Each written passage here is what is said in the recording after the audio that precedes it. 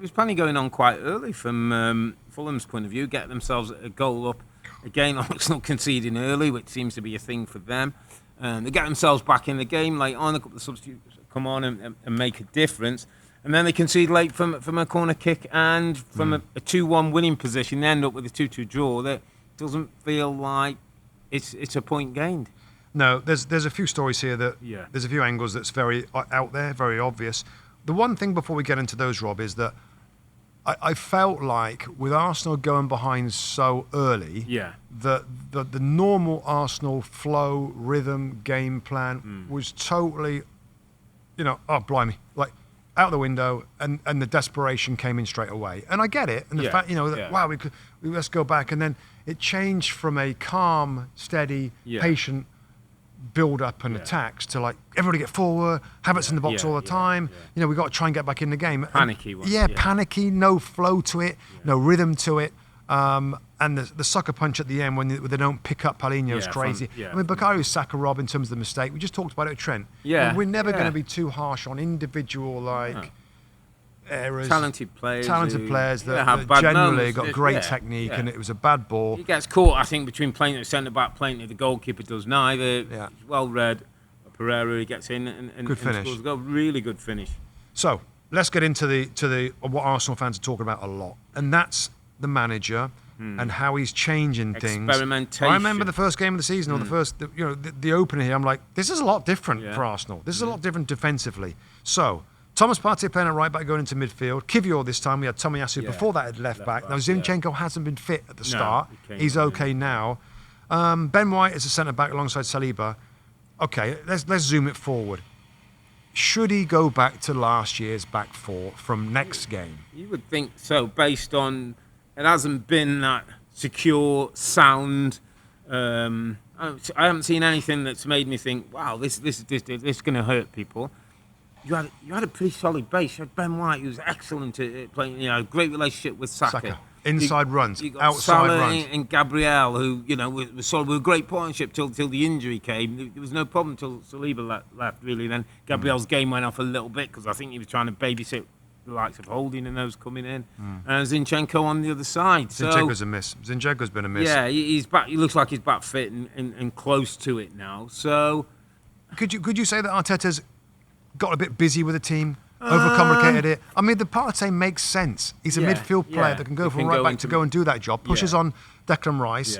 I just think that Bukayo Saka really enjoyed playing with Ben White. Yeah, there was a relationship one. And I love Ben White as a player, so I like him as a centre back. But maybe his abilities at right back is still and what he can do important. and what he can offer. Yeah. I agree. I just don't. It was almost like this part's not broken. Why are we trying to fix it? Yeah, well, he did. Well, he has done.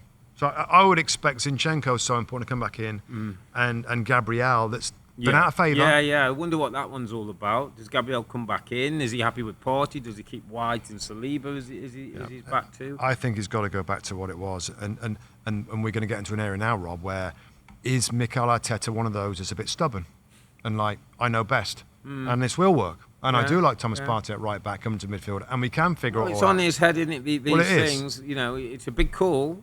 And these big calls have to kind of work now. One, because he's been backed with money. And two, they've got to close the gap.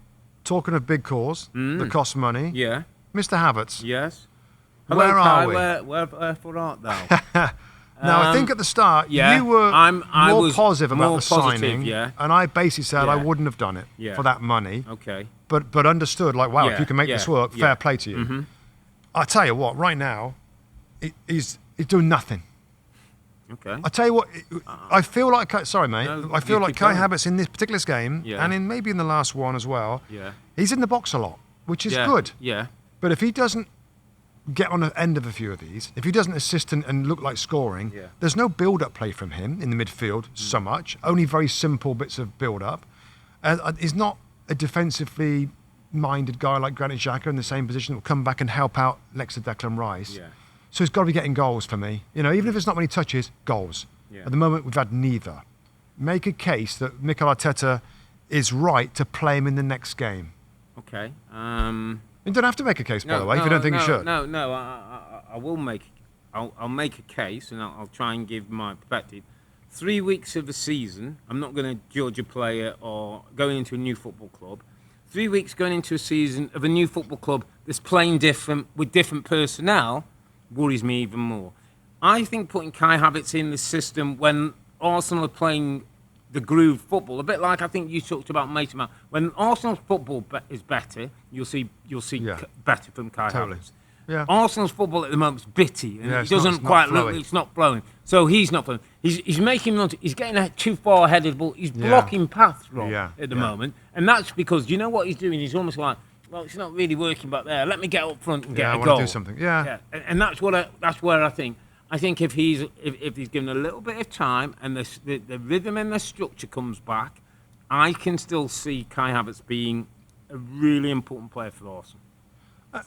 Fair enough. And we'll see. And you would we'll stick. See. You would stick. I would stick with him for now. Yeah, I'd stick with him for now. I think there's other parts of the team that are not performing as well. I'm not saying he's helping, but I just think there's other parts of it. Let me get the rhythm back into my team, and then let me have a look at him. Let me judge him when our football's better. Let me just add this, in terms of midfield, Rob, and I'm thinking about who else could play in there, and I look at Fabio Vieira came into the game, looked pretty bright. Yeah.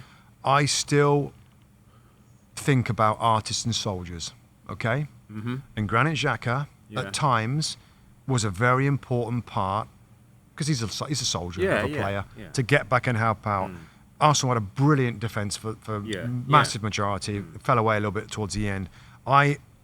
Given Havertz's limited attacking impact, I worry that Declan Rice needs a bit of help in there. And I need more time to think about what the answer could be, but I'm thinking if Vieira comes in there, Jorginho is not, maybe there's a position for Jorginho to come and hold. I don't know. I'm just questioning the balance. Yeah. And others have done that in Man United. With too many, the number 8s, they love to get forward, it's all good. But at times you need defensive help. I just need to see Arsenal a better functioning Arsenal before I say, it's not working. Okay. Let me give him another 3 or 4 games. Okay. And finally, just the centre forward. It wasn't Trossard's best outing. No. Looks like Gabriel Jesus is okay again now. What sort of boost does that give them? It's a massive boost, mate, because he can play anywhere across the line. So sometimes he'll swap with Martinelli. He closes down really well. He's hungry.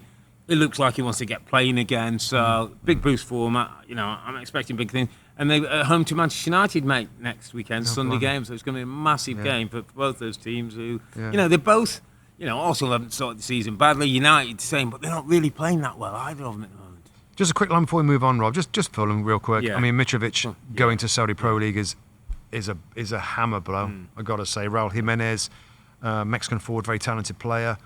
I don't know. I mean, that's who they're going to rely on. Maybe Vinicius that will come into the side. Mm-hmm. I thought they showed it's a good result. They were spirited, Rob, because it's been a horrible pre-season for them. 1 minute the manager was going, Mitrovic eventually out the door. They're trying to bring players late and do things.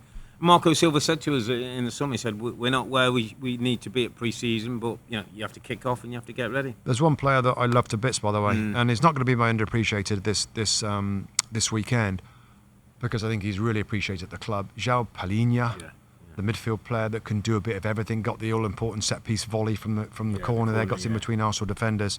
I love his attitude. I mean, he's so many times defending, blocking, intercepting, playing like another centre-back at times, which that position is really what you should be doing at certain moments.